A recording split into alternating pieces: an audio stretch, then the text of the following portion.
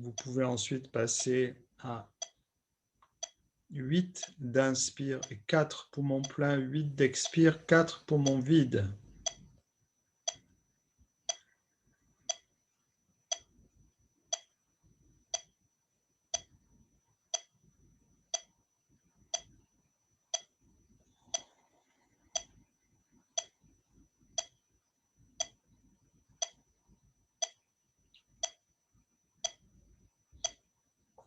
Encore un cycle.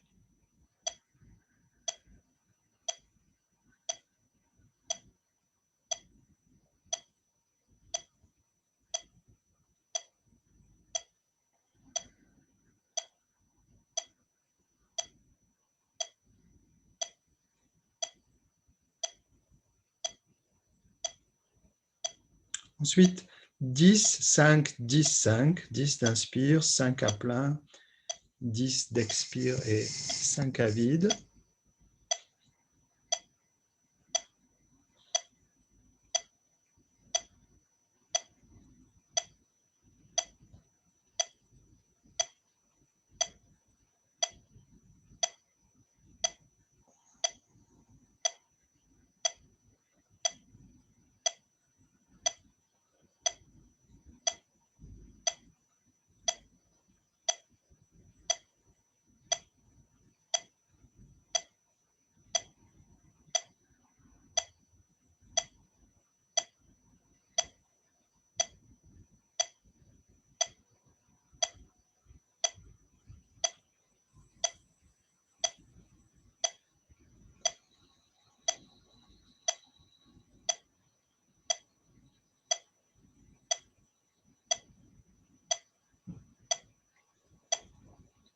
Alors, vous pouvez rester dans ce rythme, mais si vous êtes bien dans ce rythme, essayez d'aller à 12, 6, 12, 6.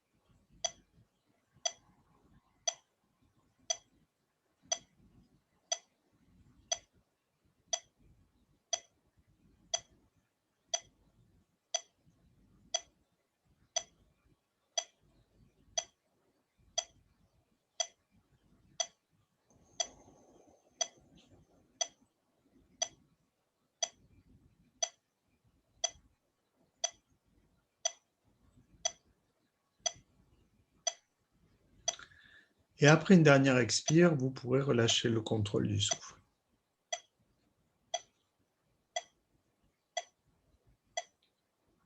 Vous observez peut-être que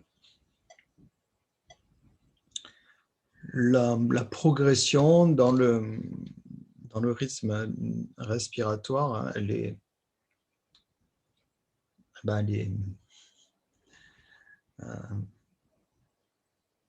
pas instantanée, voilà, c'est le mot que je cherchais. Il faut un certain temps pour pouvoir progresser parce que il y a ce cercle vertueux entre le souffle et le mental qui fait que quand le mental se calme, on a plus de facilité à étirer le souffle.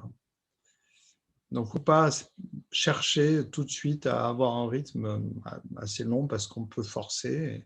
Il vaut mieux se laisser le temps de calmer le mental pour ensuite pouvoir étirer le rythme. Bien, vous pouvez vous étirer maintenant avant de replier vos jambes et de passer debout pour les premières postures.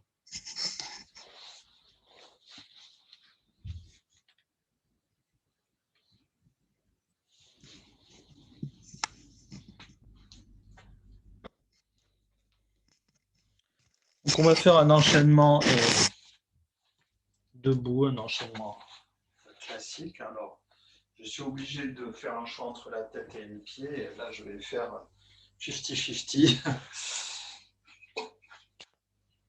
un enchaînement qu'on va faire 3 fois de chaque côté, hein, classique, avec chien tête en bas, chien tête en haut et la posture de Anjaneyasana, la fente au milieu. Donc on part plutôt en bas du tapis avec de l'espace derrière soi pour pouvoir reculer les jambes sans problème. Et on va le faire 3 fois de chaque côté, cet enchaînement. Donc on commence par monter les bras en inspirant, on soulève le menton, on ouvre bien le haut de la cage thoracique, on laisse bien les côtes se soulever jusqu'en haut et en expirant, on ramène les mains vers les pieds. On tire le front vers les genoux. À l'inspire, on amène le pied gauche loin derrière, on pose le genou gauche et on garde bien le talon droit à plat et on ouvre largement à nouveau la poitrine en ouvrant les bras, paume de main vers l'extérieur. En expirant, on place les 2 mains au sol, le chien tête en bas et en inspirant, le chien tête en haut. On peut se mettre sur le dessus des pieds d'ailleurs. Expire, on revient en chien tête en bas. Et à l'inspire, cette fois, on ramène le pied droit. On retrouve la fente, ne remontez pas trop le bassin. Expire, les mains au sol, on ramène le pied. Inspire, on se redresse, on ouvre à nouveau largement. Et expire, on ramène les bras. On va le faire de l'autre côté. Donc, inspire, expire, une flexion avant. Inspire le pied droit, genou au sol, on descend bien le bassin, on ouvre la poitrine, on soulève le menton, expire, chien tête en bas. Inspire, on retourne les pieds, on se place sur le dessus des pieds, chien tête en haut, et on revient dans l'autre sens. Expire. Inspire, on ramène le pied gauche.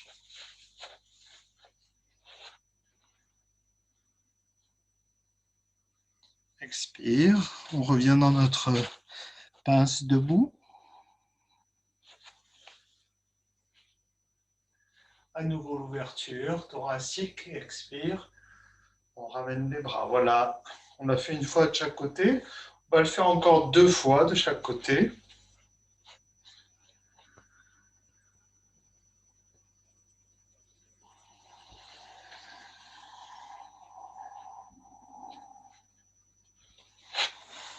Et toujours en prenant soin d'accompagner la respiration.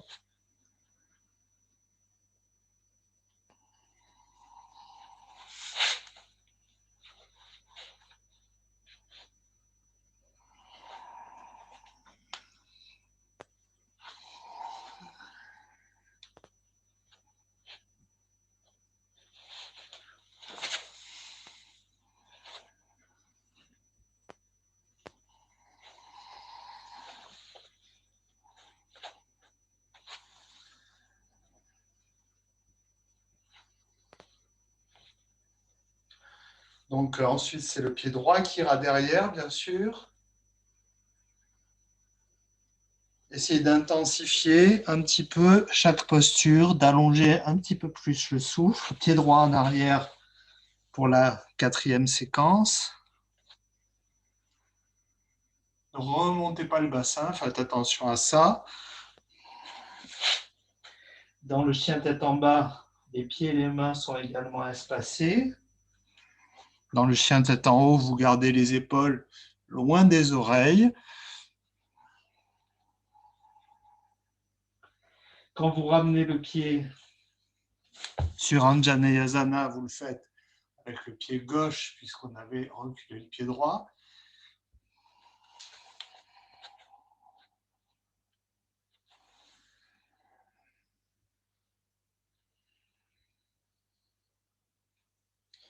On le fait encore une fois de chaque côté. Suivez le rythme qui vous convient.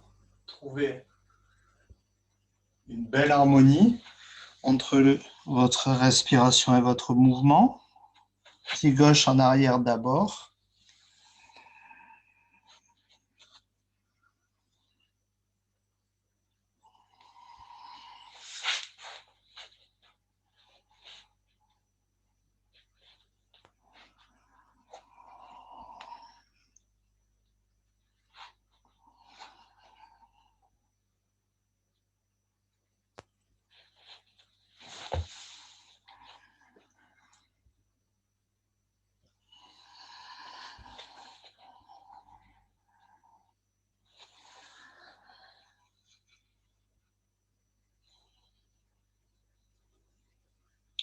Alors, quand on passe du chien tête en bas au chien tête en haut, ou l'inversement, on peut aussi pivoter sur le dessus des orteils. Hein. C'est tout à fait possible si vos orteils le supportent.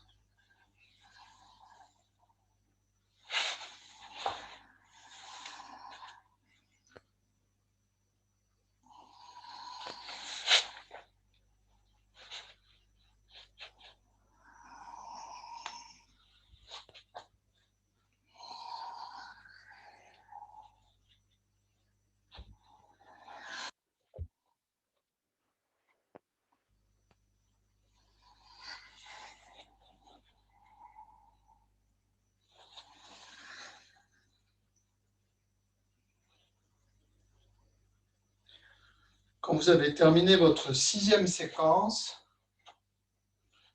vous relâchez le contrôle du souffle. Vous fermez les yeux, vous observez toutes les réactions du corps. Laissez le souffle s'apaiser.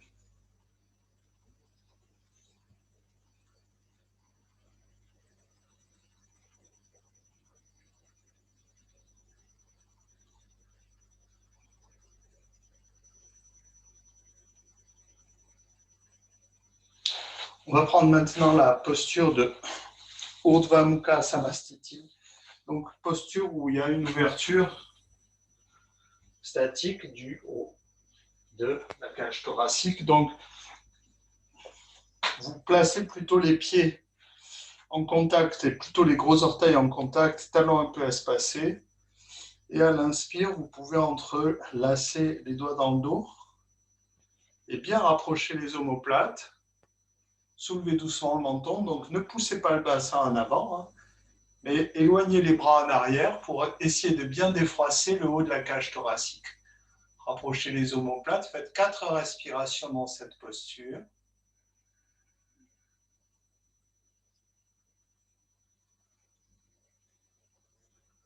On ouvre bien l'espace pectoral à chaque inspire et on rapproche les omoplates à chaque expiration.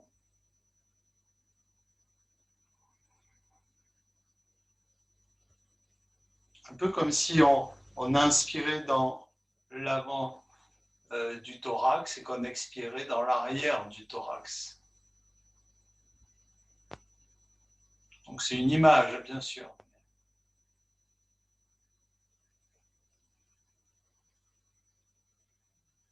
Relâchez ensuite. Et enroulez la colonne jusqu'à retrouver la posture de la pince debout. On ramène le front vers les jambes, on ne garde pas la posture.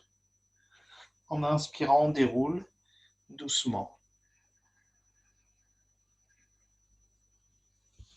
Et on passe allongé sur le dos.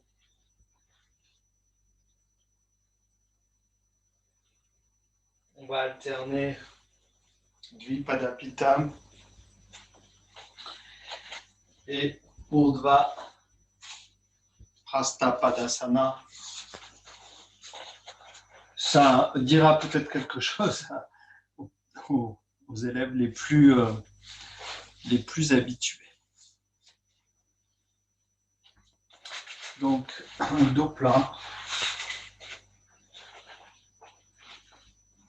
Éventuellement, un petit support pour le bassin si les lombaires sont sensibles.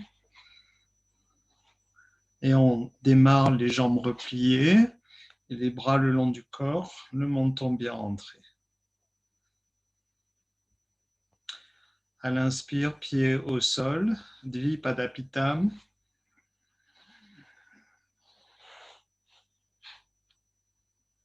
À l'expire, on déroule. Quand le coccyx touche, on replie les jambes sur le buste. À l'inspire, Urdhva Prasthapadasana. Expire, on referme à nouveau Apanasana. Et inspire, on revient Dvipada Pitam. Encore 2 fois cet enchaînement.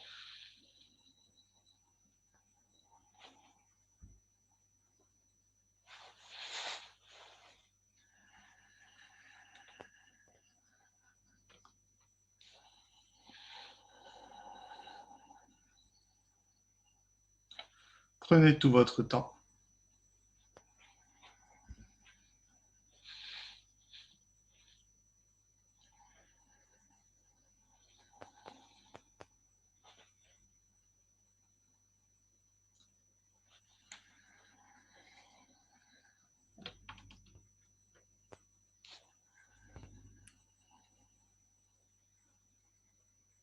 Et une dernière fois.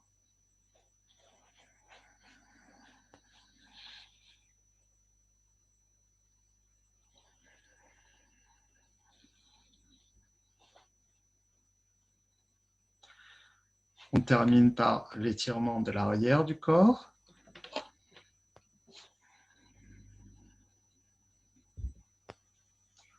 Et on replie les jambes. Maintenant, on va aller vers les 3 postures inversées. Demi-chandelle, chandelle, charrue. Donc, si vous n'avez pas l'habitude, vous n'arrivez pas à faire la charrue, eh bien, vous restez dans la chandelle. Hein. Si vous voulez assouplir la posture, hein, vous mettez une chaise derrière vous pour poser les pieds ou un tabouret. Je vais vous montrer avec un tabouret. Moi, j'ai un petit tabouret, par exemple. Donc, ça peut être utile pour pouvoir faire la charrue quand même avec, en adoucissant réellement la posture. Hein. Donc, alors, il faut trouver la bonne distance. Hein. Et en général, il faut à peu près avoir voilà, les pieds de la chaise dans les mains, à peu près la bonne distance, hein, en général. Donc, on prend d'abord la demi-chandelle, on va la garder 3 respirations. On la prend en expirant.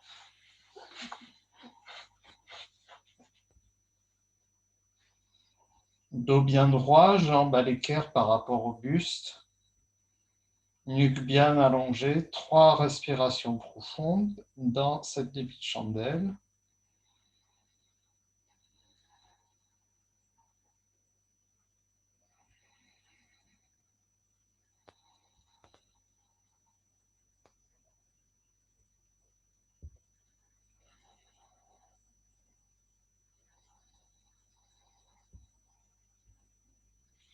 Et puis on va aller vers la chandelle ensuite, en rapprochant les coudes et on place les mains plus haut, donc plus près des omoplates. 6 respirations.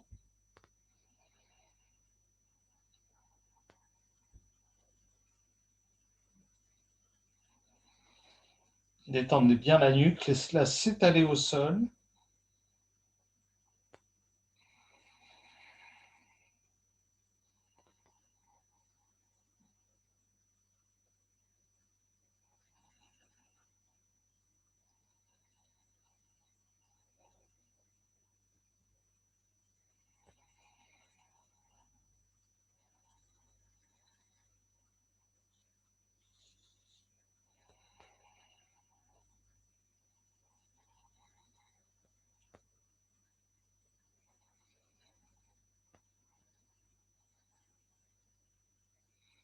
Et après vos 6 respirations sur une expire, donc la charrue, vous amenez les pieds soit au sol, soit sur votre chaise pour que la posture soit plus douce. Quand vous inspirez, vous continuez à pousser le coccyx vers le ciel pour que la colonne ne s'arrondisse pas trop.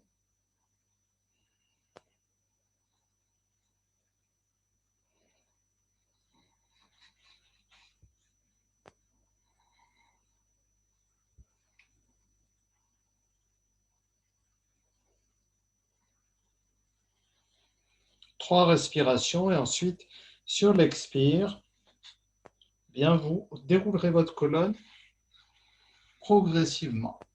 Commencez à ramener les jambes en dernier quand le coccyx a touché. Et ensuite, vous pouvez croiser les doigts autour des genoux et retrouver Apanasana. Détendez complètement le bas du dos, relâchez la nuque. Besoin de rouler la tête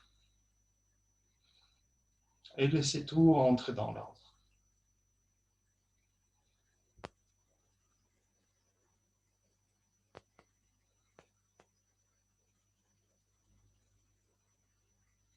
Jusqu'à retrouver une respiration très légère et des battements du cœur apaisés.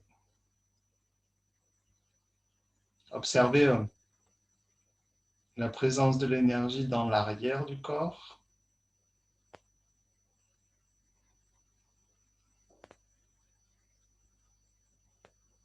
Peut-être dans la région de la thyroïde.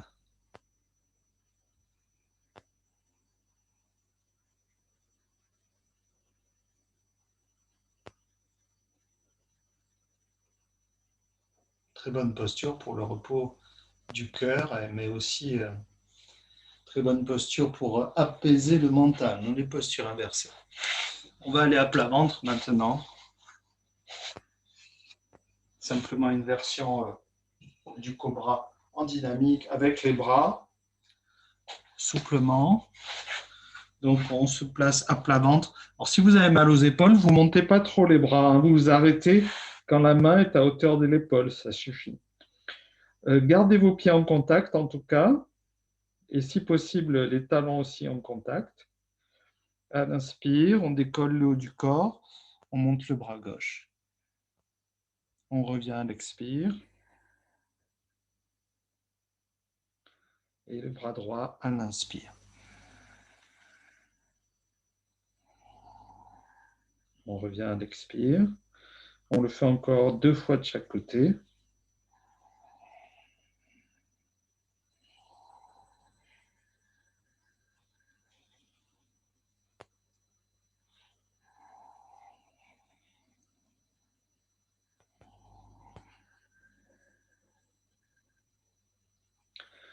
Une respiration toujours complète.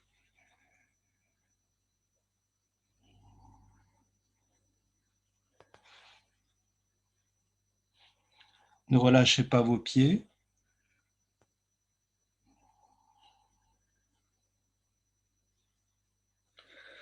Quand vous êtes revenu sur une inspire, vous placez les mains à plat de chaque côté de la poitrine.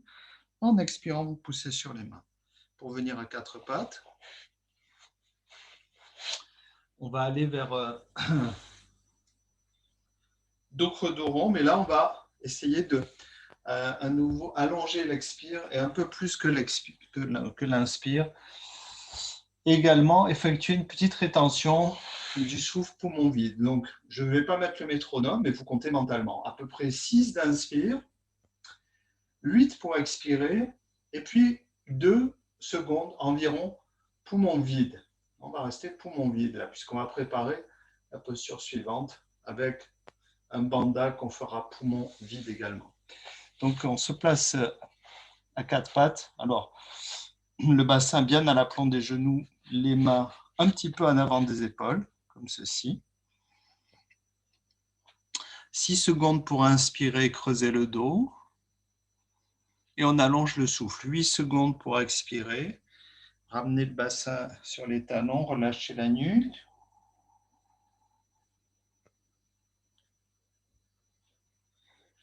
Et 2 secondes poumon vide avant de revenir à l'inspire. Alors encore 5 fois. On allonge bien l'expiration, on relâche d'abord la tête et on enroule la colonne.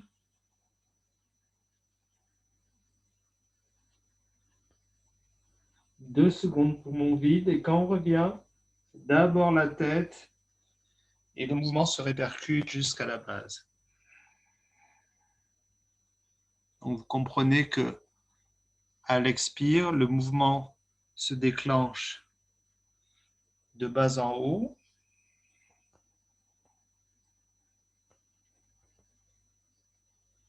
La tête se relâche en dernier et à l'inspire, la tête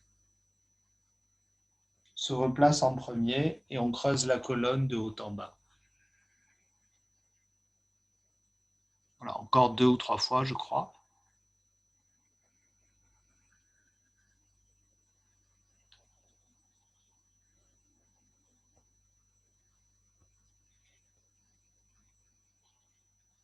Donc à l'inspire, c'est un petit peu comme si on cherchait à passer sous une barre sans la toucher.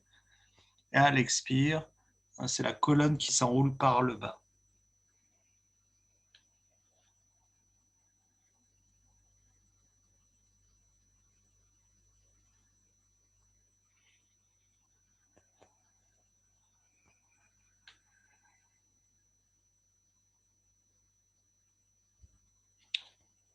On termine avec une dernière expire.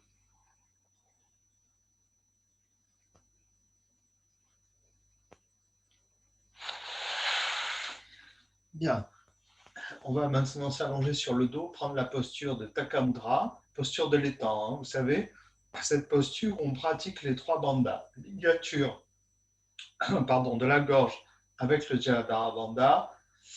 Ensuite, on rentre le ventre, Uddiyana Bandha, et on contracte le périnée, Mula Bandha. On fait ça pendant la suspension poumon vide. Vous le savez, maintenant vous êtes quand même des pratiquantes assez expérimentées. Donc, on inspire profondément, on vide les poumons. Quand les poumons sont vides, on intensifie Jaladhara Bandha, on rentre le ventre, on contracte le périnée et on tient pendant toute la durée de la suspension poumon vide. Alors, on fait ça donc allongé sur le dos, les pieds en contact, les bras au-dessus de la tête, en arrière. Si vous voulez un petit peu intensifier la posture, vous pouvez aussi croiser vos doigts et retourner vos paumes de main, ça sera un tout petit peu plus intense. Et on va faire notre pratique en inspirant profondément. À l'expire, on vide. Quand les poumons sont vides, on intensifie Jaladhara Bandha, on rentre le ventre, on contracte le périnée, on tient.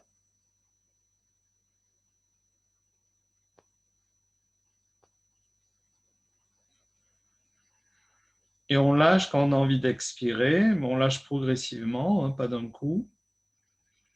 D'inspirer, pardon. Et on reprend. Longue expire.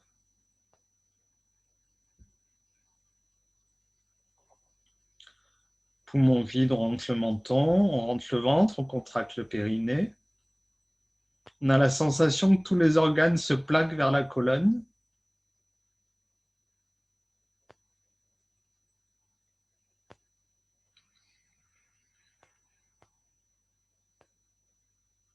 Et on inspire progressivement en relâchant. Encore 4 fois.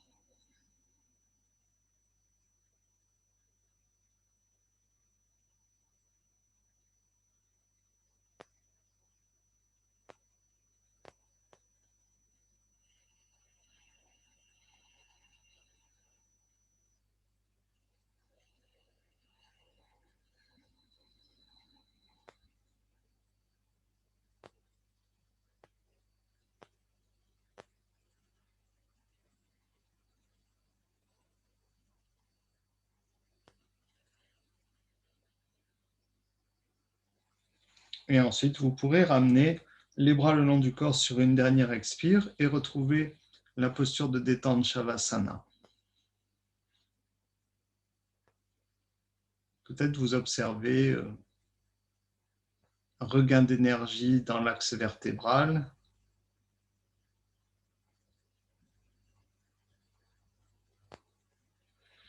Les mandats sont préconisés pour justement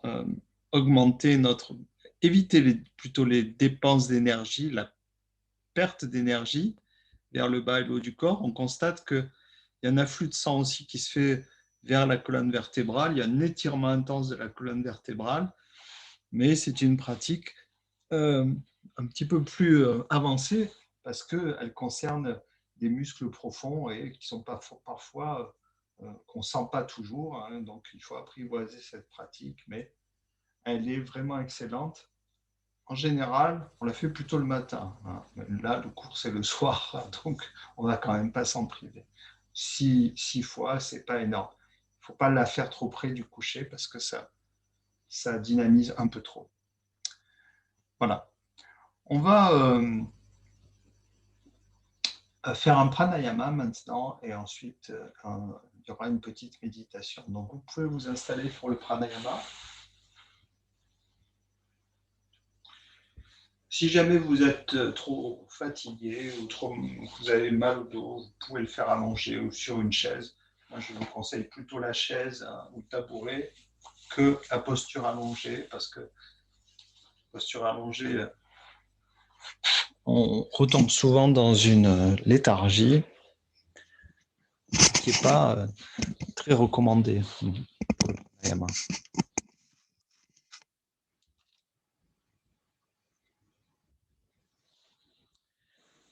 Donc, n'hésitez pas à vous mettre sur une chaise.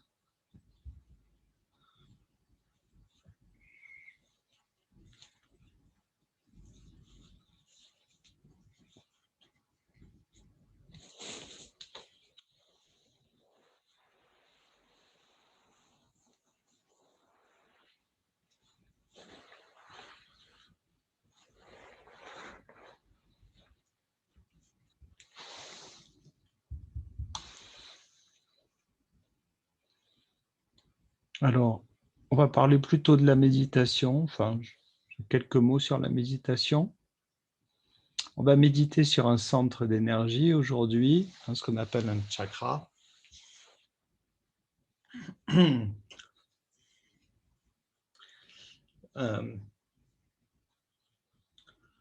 pranayama favorise la stabilité de notre attention, calme le mental, fortifie le système nerveux, mais bien d'autres choses participent aussi d'ailleurs à avoir une bonne défense immunitaire parce qu'une oxygénation plus importante. L'oxygène, c'est le moteur, c'est enfin le carburant plutôt de notre corps.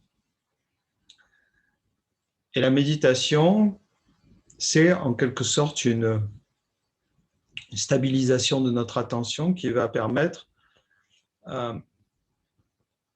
de rentrer en contact de façon plus profonde avec l'objet de méditation.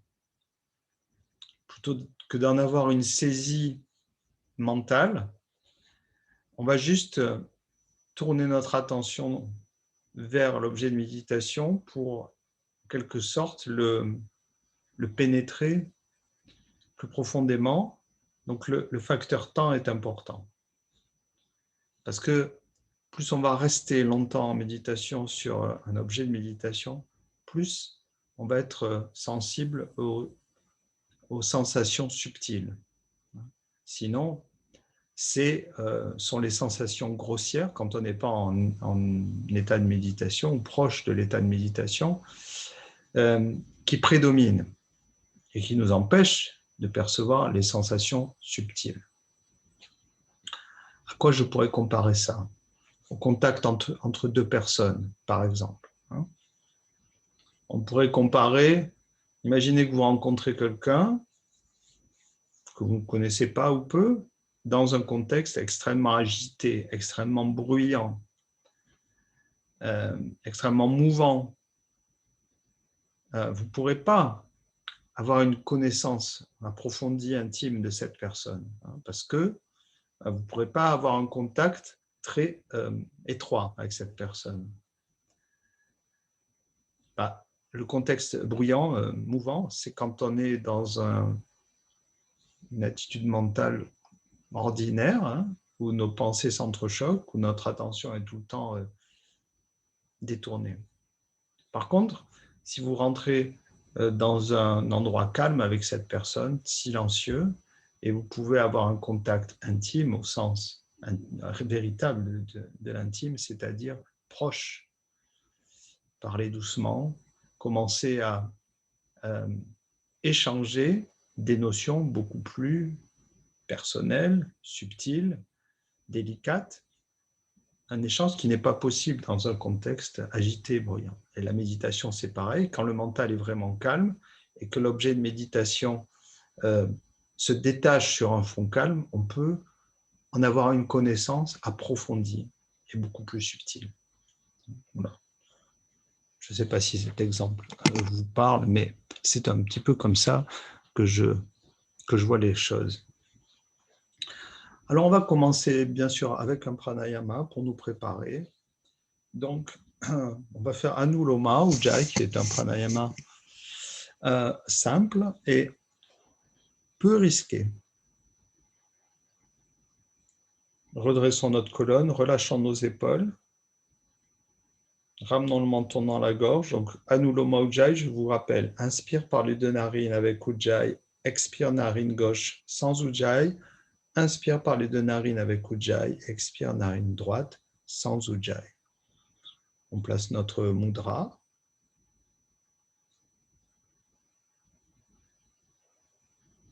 Je vous rappelle, on pince bien la narine dans le creux afin de ne pas déformer la cloison nasale, légèrement vers le haut, hein, pour que la cloison nasale reste bien droite, que le passage de l'air ne soit pas gêné.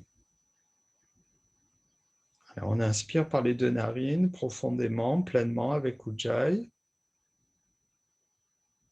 On expire narine gauche sans Ujjayi.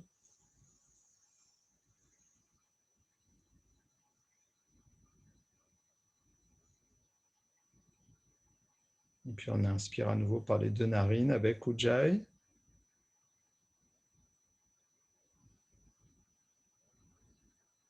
On expire narine droite sans Ujjayi.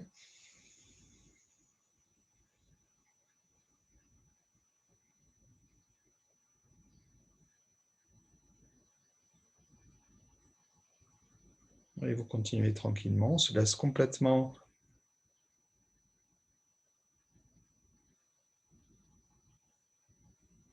envahir par la sensation de la respiration.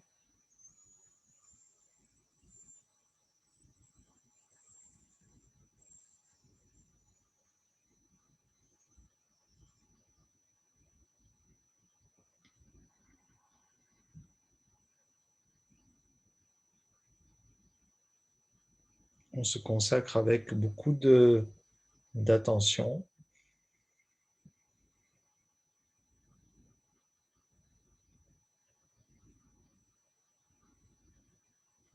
On fait même de respirer avec conscience.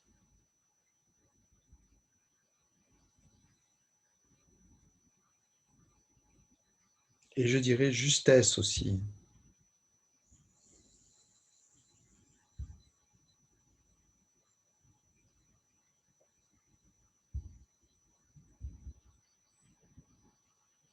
Avoir une attitude juste par rapport au souffle, hein. Ne soyez pas trop emprunt, parce que ça va alourdir le pranayama. Si vous êtes trop emprunt, si vous avez s'il y a un côté trop solennel dans votre pratique.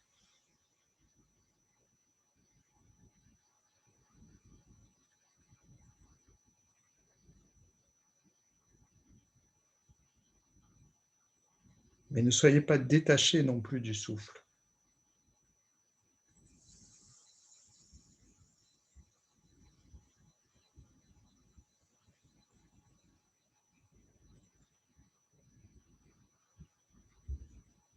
imaginez la présence que vous devriez avoir avec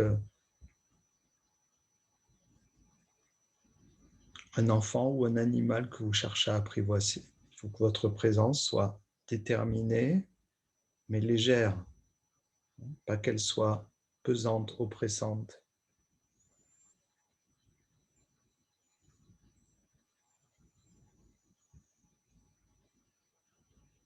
Même chose avec votre présence au souffle.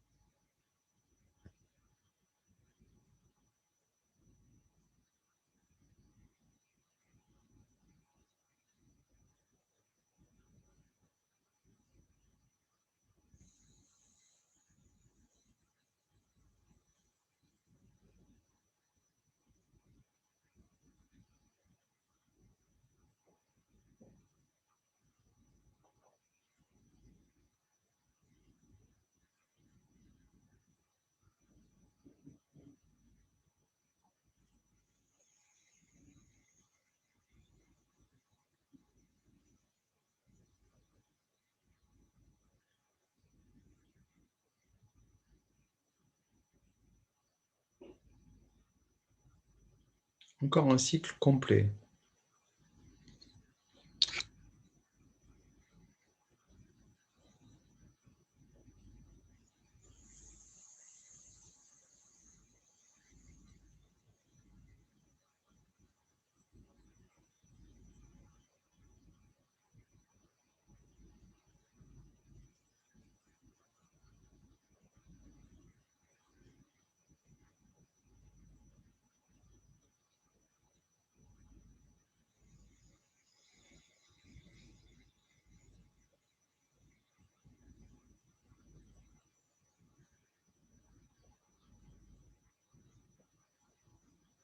Quand vous avez terminé, vous pouvez retrouver une respiration libre.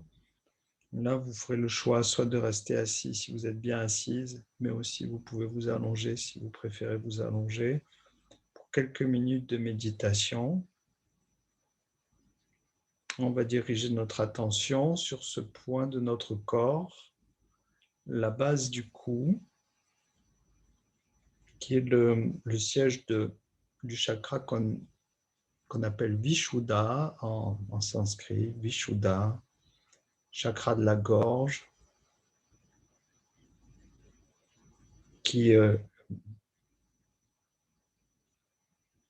duquel dépend notre expression. Notre communication, je devrais dire plutôt, notre communication, c'est-à-dire notre expression, effectivement, mais aussi notre écoute. Comment je m'exprime et comment j'écoute. Et on pose notre attention simplement sur ce secteur de notre corps et on maintient notre attention. Avec un souffle libre, on peut visualiser une belle couleur dans cette région, une belle couleur bleue,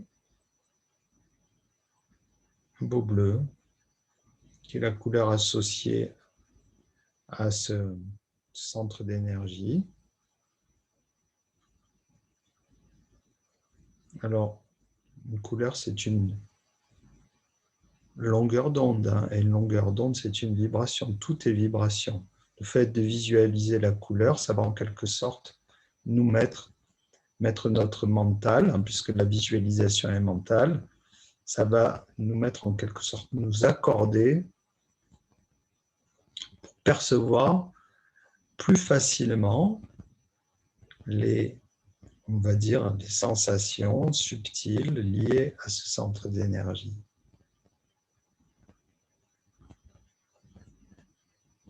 Il ne s'agit pas de sensations habituelles, hein, il s'agit de quelque chose de très subtil. Mais mettez votre méditation au service de cette visualisation de la couleur bleue dans cette zone de votre corps.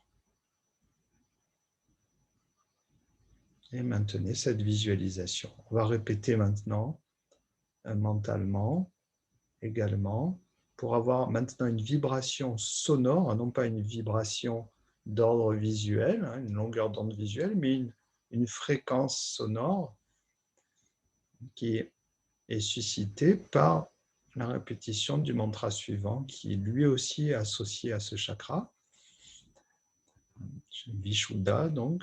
Et ce mantra se prononce. La dernière fois, on avait fait chakra racine, et là, c'est chakra de la gorge. Ce mantra se prononce Om Shakini Namaha.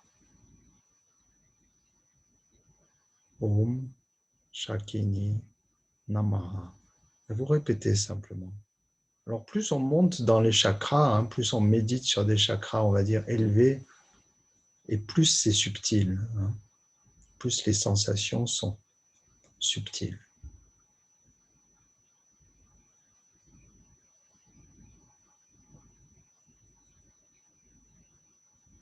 Répétez simplement, inlassablement, comme vous visualisez la couleur bleue, bien, vous remplacez toutes vos pensées, on pourrait dire sonores, par la répétition de ce mantra, qui va remplir tout l'espace mental. Om Shakini Namaha. Om Shakini Namaha. Om Shakini Namaha.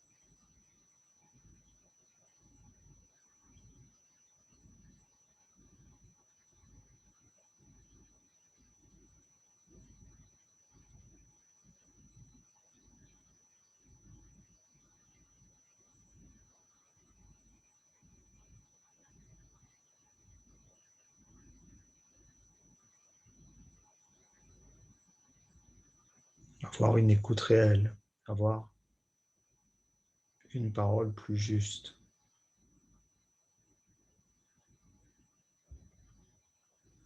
Qui exprime plus authentiquement ce que nous sommes.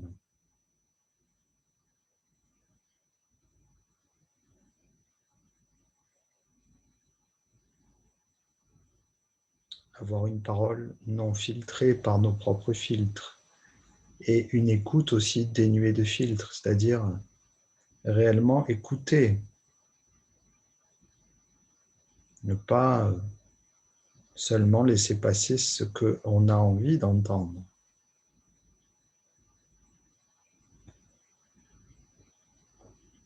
Méditation sur un chakra, c'est comme quand on accorde un instrument, c'est un ajustement subtil.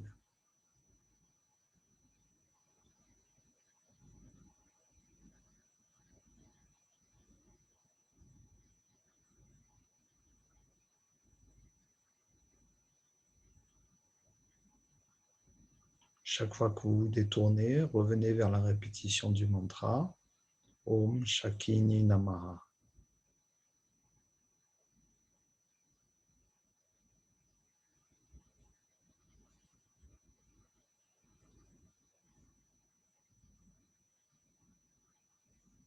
Et à un certain moment, si votre méditation est profonde et vous devez sentir que les choses s'ajustent subtilement, qu'il y a une sorte de quelque chose qui lâche à l'intérieur.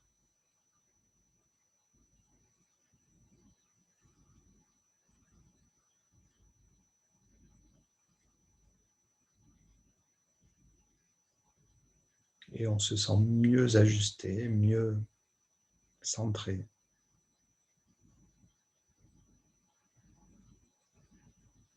Vous pouvez relâcher maintenant la répétition du mantra, peu à peu relâcher la méditation et laisser s'élargir votre focale d'attention, c'est-à-dire ne pas vous focaliser sur quelque chose en particulier, mais simplement observer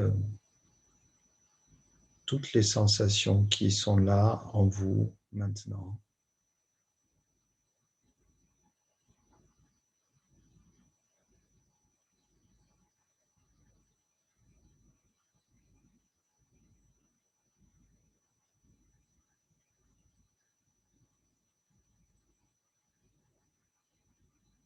La manifestation de la vie, la détente, le bien-être.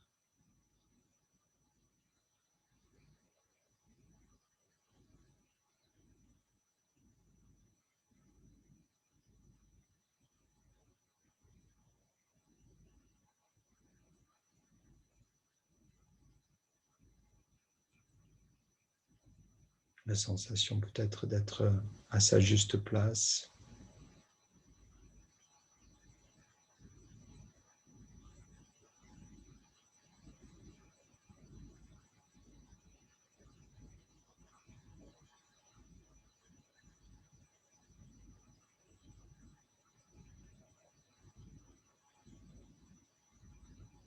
Et en paix avec ce qui est là maintenant.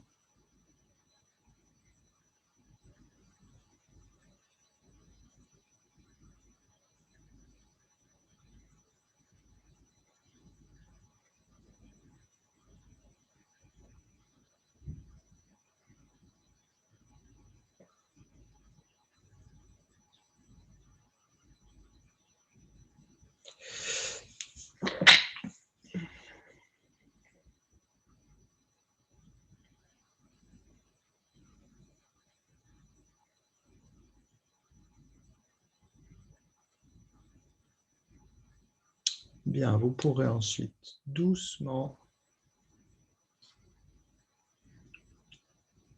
remobiliser votre corps,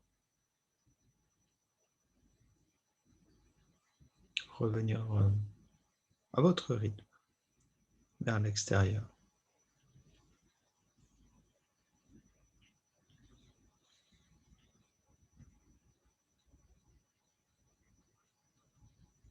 Bon, prenez votre temps.